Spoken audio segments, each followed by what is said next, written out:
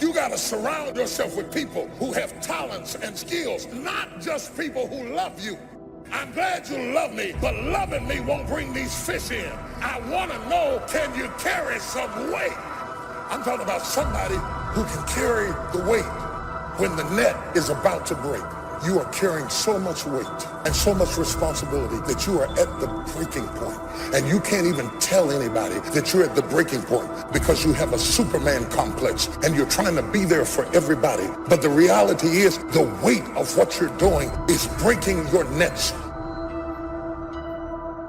Success breeds contempt. You'll know you're winning when they start hating you.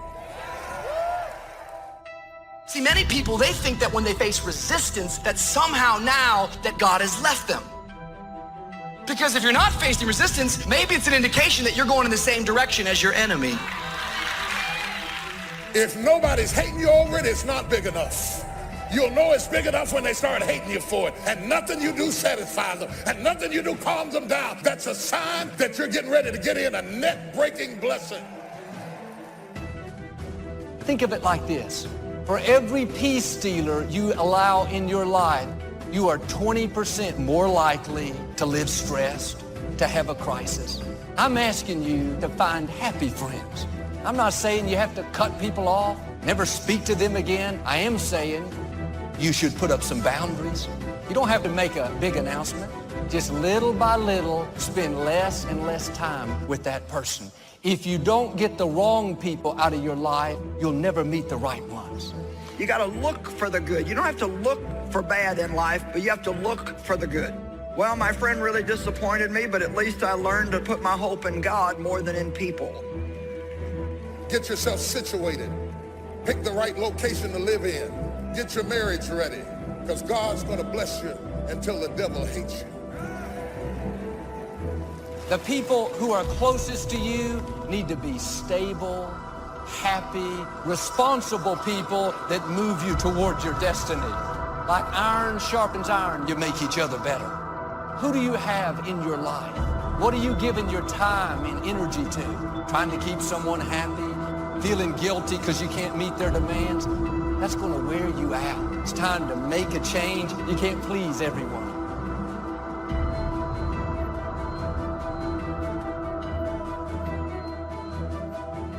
A dream will require integrity, and what others believe about you is never as important as what you believe about you.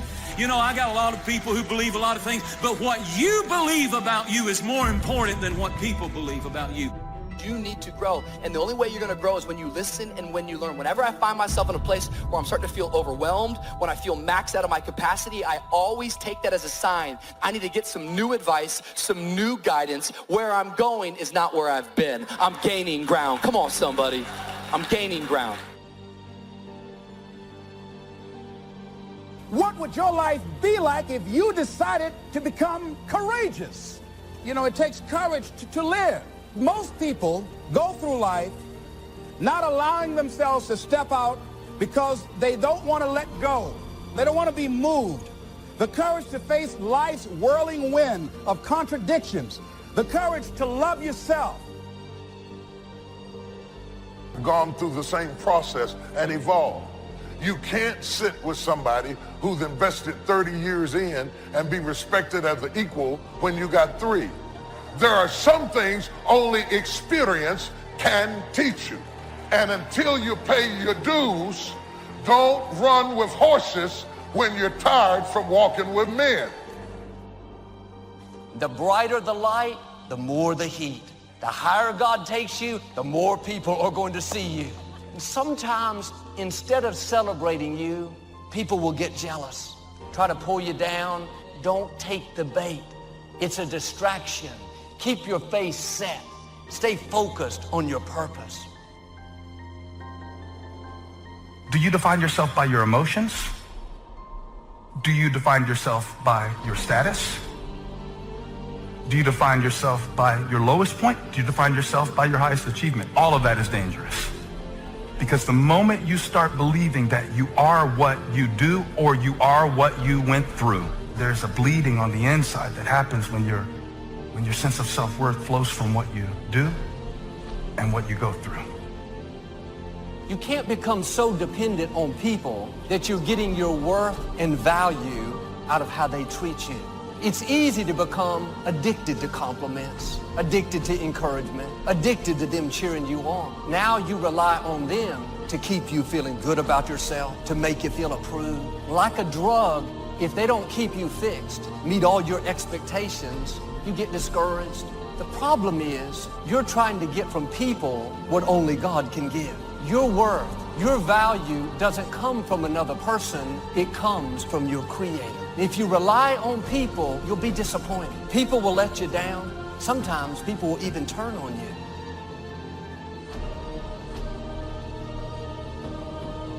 You have no idea what's in you. Do you understand that the problem that you're grappling with right now is not even the issue? It's just training for you. The lion that you're fighting with now is not even the issue. God just allowed the lion to come in your life so you'd have something to work on. The lion is not important. It doesn't even matter. God is training you with the lion. God doesn't even care about the lion. He cares about you. He's using the problem to get you ready, to teach you patience, to teach you how to trust him with no money. He's prepping you for the next release of glory so that when folks start walking out, they can walk out if they want to. You say, I know how to do that too.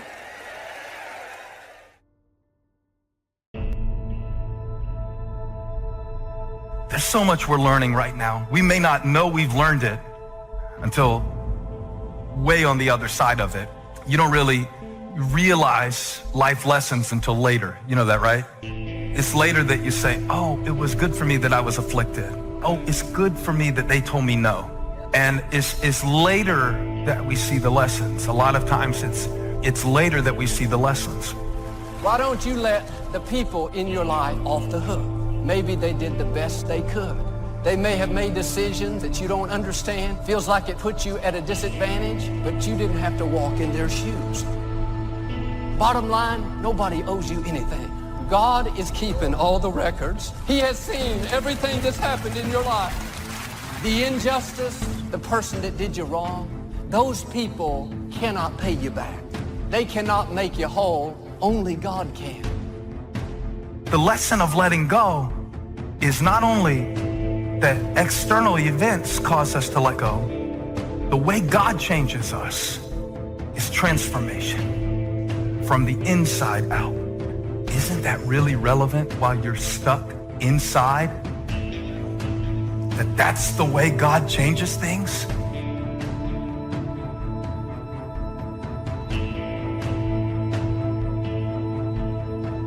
Quit trying to get somebody to apologize, to admit they were wrong, to give you what they don't have. If you'll go to God, He'll bring you out better. He'll make the rest of your life more rewarding, more fulfilling than it would have been if that hadn't have happened in the first place.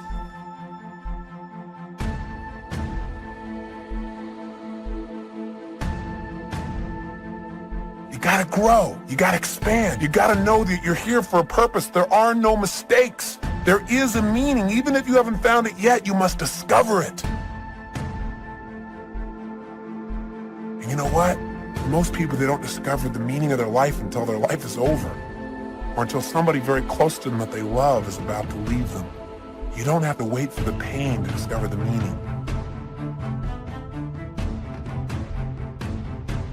It first starts with decision on your part. And may I add, well, you should decide. Why let worry continue to take money out of your pocket and bank account? Why let worry any longer keep you from becoming all you can be? Why let it rob you of better friendship, better family relations, better profits, better results? It's a burden you can get rid of. Why not be rid of those sinking, nagging feelings that all is not going to be well, that you can't do it, that it won't work out for the best? Worry is undue concern that takes up too much of your mental and emotional time.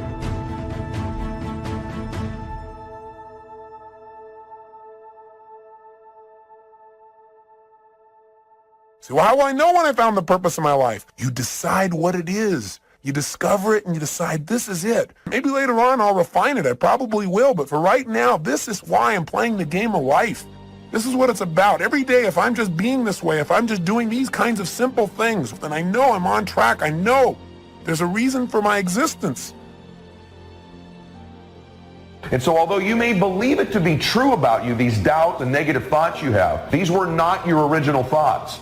That's a powerful thing to understand, because you weren't born this way. You weren't born doubting. You were born perfect. You were born believing you were going to do something great. You were born believing you were going to do something special with your life. As a baby, I promise you, you had no negative self-talk. You had no negative self-doubt. These are external sources. There's somebody else's thoughts they gave you because of how they felt about themselves. If you're offering words of wisdom to someone in the genuine attempt to help and they treat that with contempt, then shut up, because you're demeaning your words by throwing them away. Self-confidence is self-trust. Self-confidence.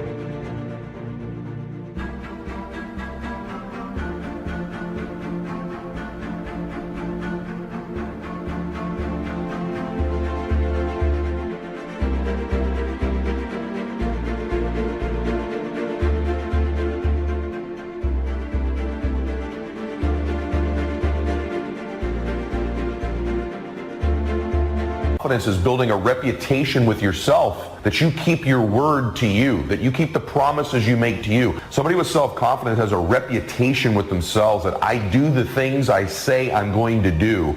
And so the cool thing is, self-confidence is an internal game. You do not need external accolades, external admiration in order to build self-confidence. You don't need any of those external forces. It's all done internally. You control this. And you control this by beginning today to keep the promises you make to yourself. It's not good enough just to keep the promises you make to yourself. You must acknowledge it when you do it to you to give yourself credit to create confidence momentum. Passion is the great energizer. You show me a person with passion, and I'll show you a person with energy.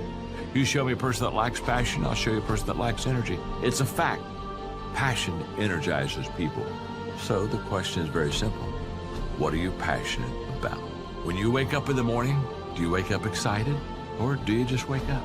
You see, it's that passion to do something, to be something, to change something, to make a difference. That's where the energy comes from. You can't take that old story into the new identity. One of the things we have to do to create a new identity is to begin to tell a new story. What's your new story? Who are you now? What are you all about now? Where are you going now? What's this new version of you? If you don't know, you can drastically change your income, change your future, change your health, change your marriage, change everything. If you don't know that, some people then go year after year after year not making much change, simply because they didn't get to the class. And if you just rock along, I'm telling you it's okay. Anybody can live any way they choose, but I'm here to tell all of you that if you wish to, it's possible to make the next 3 years totally different than the last 3. Change that. It's easy to blame the other person, but start taking ownership for where you are. Are you proud of how you have been living your life? Have you explored your natural talents, your gifts, by enthusiastically trying a variety of activities? So we must be like life itself. Respond to the people who deserve it by taking the first step. Even God himself says, if you move toward me, I'll move toward you. That's the condition.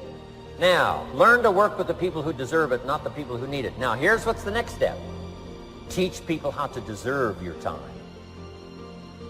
Ladies and gentlemen, a lot of us have so much talent and abilities, we just put them back on the back burner, or just left them aside someplace. Never did anything with them, never brought them out here. What are you sitting on? What gifts are you sitting on? Have you resigned yourself to a life feeling that nothing can be done to change your future or your circumstances?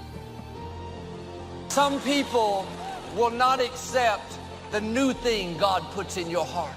They're stuck in what was while God is telling you what is. It's new levels.